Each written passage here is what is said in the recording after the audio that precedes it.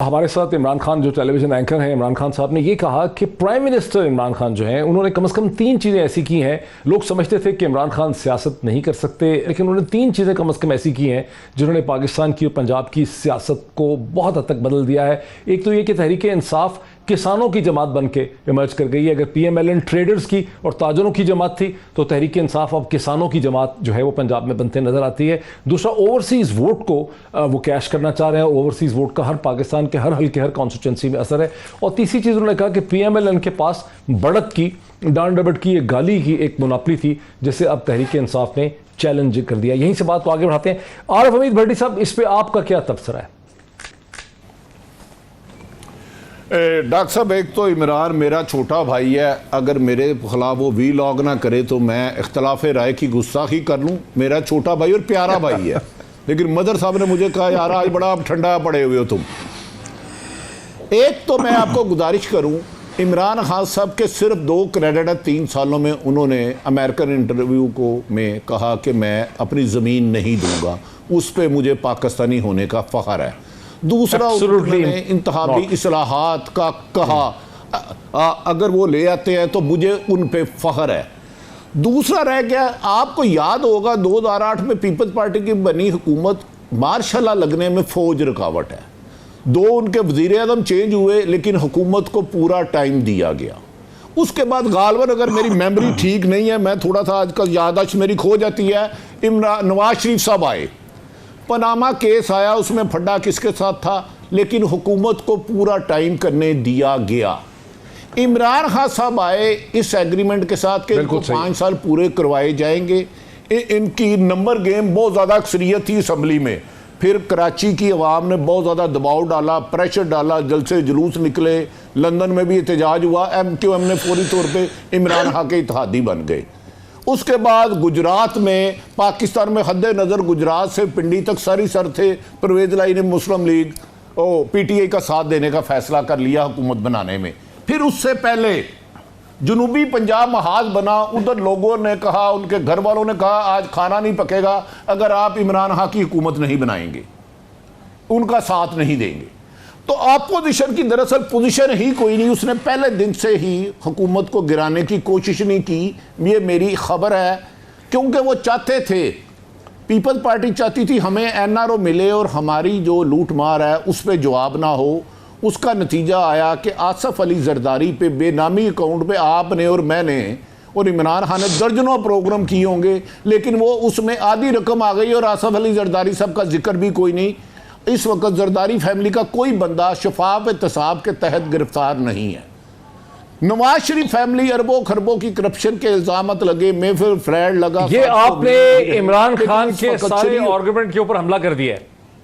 इस पे जरा नहीं बात से पहले हमला नहीं, मैंने छोटा भाई कह के मार कर लिया। नहीं, एक सेकंड।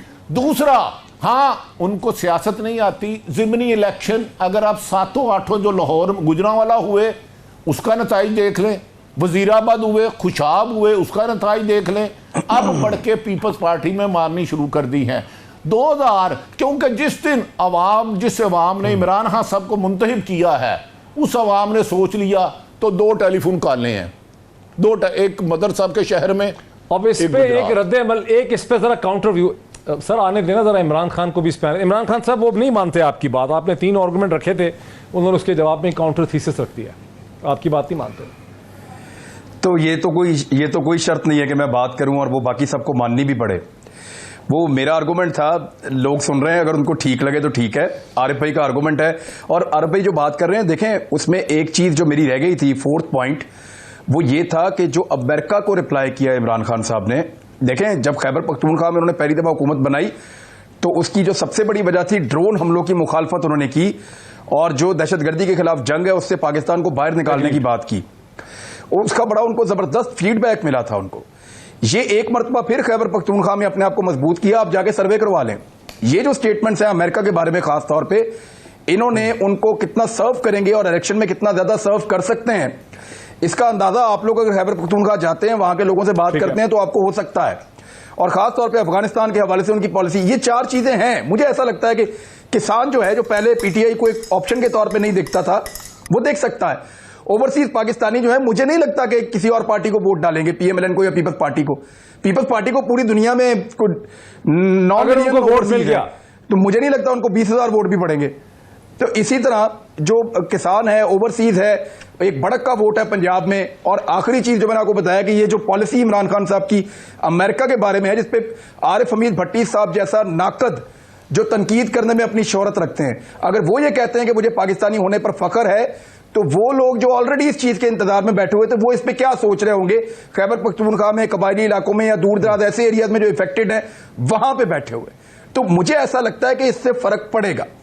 अभी अगर आप बाकी पॉलिटिकल पार्टीज क्या कर रही हैं, तो उनका वो कैसे बेचते हैं। इलेक्ट्रॉनिक वोटिंग मशीन सिर्फ इलेक्शन दिन की रिगिंग को संभाल सकती है, क्या आप इसको फेवर करेंगे या आप इसके खिलाफ हैं? 4 चीजें छोटी छोटी मुझे जल्दी से आपको बतानी है। एक तो टीएलपी इलेक्शन लड़ेगी, ये फैसला हो चुका है, ये मैं खबर दे रहा हूं, इसके आगे मत जाएं, अभी यहां तक रुकें। और आपको भी इस बात का पता है, यू वर देयर। तो टीएलपी इलेक्शन लड़ेगी, नंबर 1। नंबर 2, इसको बनाया था पीएमएलएन ने, इसकी इब्तदाई फंडिंग उन्होंने की थी, इसका आपको भी पता है, सबको पता है, इदारे भी जानते हैं कि ये पीएमएलएन ने इसको शुरू किया था तारुल कादरी के खिलाफ एक ताकत खड़ी करने के लिए। 2 चीजें ये होगी। तीसरी, इलेक्टोरल रिफॉर्म्स पे ये जो ईवीएम्स का मामला है ना, ये बड़ा हसास है, ये होना चाहिए। हम ये कहते हैं कि लोगों को पार्टियों के अंदर शामिल करवाया जाता है और एस्टेब्लिशमेंट के लोग जो है मुदाखलत करते हैं, और उसकी वजह से ये मुदाखलत तब तक आप कर सकते हैं जब तक कि उम्मीदवार को इस बात का यकीन हो कि आप इलेक्शन पब्लिक पॉपुलैरिटी पे नहीं जीत रहे, अपनी पॉपुलैरिटी पब्लिक में की वजह से नहीं जीत रहे, आप इलेक्शन जीत रहे हैं, कुछ ताकतें आपको फायदा दे रही हैं इलेक्शन जिताने के लिए। जिस वक्त तमाम उम्मीदवारों को यह पता चल जाएगा कि वो अपनी पॉपुलैरिटी पे जीतेंगे और उनका वोट उन्हीं को पड़ेगा, और ऐसा सिस्टम आ जाएगा, तो फिर बैरूनी मुदाखलत भी कम होती चली जाएगी, एकदम खत्म नहीं होगी। एक और चीज यहां पे कही गई कि जो किसान की जो लैंड रिफॉर्म्स है, इमरान खान साहब देखें उनके पास अक्सरियत नहीं है, वो कर नहीं पाएंगे, लेकिन इसके बावजूद उनके पास ऐसे कवानीन मौजूद हैं जिनमें किसानों का तहफ़्फ़ुज़ है। उन कवानीन पर कभी अमल नहीं हुआ। अगर वो उन कवानीन को बेहतर करते हैं और उनके अंदर किसानों को रिलीफ देते हैं मौजूदा कवानीन की रोशनी में जो वो दे रहे हैं, तो इससे उनको फायदा होगा। अभी वो ये वाला फायदा लेंगे, फिर किसानों को कहेंगे मैं तुम्हारे लिए रिफॉर्म्स लेकर आता हूं, मुझे वोट डालो, तो किसान वोट डाल सकते हैं। इसको एक चांस के तौर पर आप रखें। एक और चीज जो यहां पर अभी डिस्कस हुई, इसी ईवीएम को, इलेक्ट्रॉनिक वोटिंग मशीन को और जो धांधली के सिस्टम को लेकर जो अभी भट्टी साहब भी बात कर रहे थे, देखें जो रवायती पॉलिटिकल पार्टीज है ना, उनके निजाम को बतौर रिपोर्टर मैंने देखा है।